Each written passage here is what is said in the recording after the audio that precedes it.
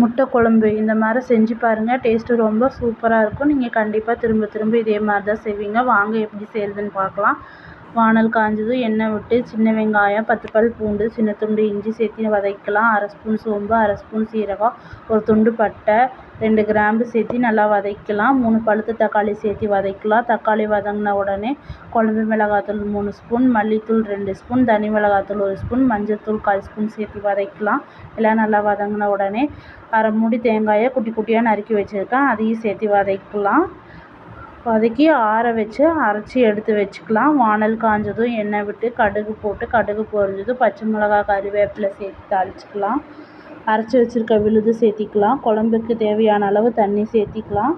தேவையான அளவு கல்லுப்பு போட்டுக்கலாம். குழம்பு நல்லா 2-3 நிமிஷம் கொதிக்கட்டும். நல்லா கொதி வந்த உடனே நான் இன்றைக்கி முட்டை உடச்சி சேர்த்திருக்கேன். உங்களுக்கு வேணால் வேவிச்ச முட்டை கூட நீங்கள் சேர்த்திக்கலாம். முட்டை சேர்த்தி நல்லா ஒரு 5 நிமிஷம் குழம்பு கொதிக்கட்டும். பாருங்கள், குழம்பு கொதித்து ரெடி ஆகிடுச்சு. கொத்தமல்லி இலை, கஸ்தூரி மெத்தி, 1 ஸ்பூன் பெப்பர் சேர்த்து அரைக்கலாம். பெப்பர் சேர்த்தியில் குழம்பு இன்னுமே சூப்பராக இருக்கும். ட்ரை பண்ணி பார்த்துட்டு எப்படி இருந்துச்சுன்னு சொல்லுங்கள். என்னோடய வீடியோ பிடிச்சிருந்தா லைக் அண்ட் சப்ஸ்கிரைப் பண்ணுங்கள். தேங்க்யூ.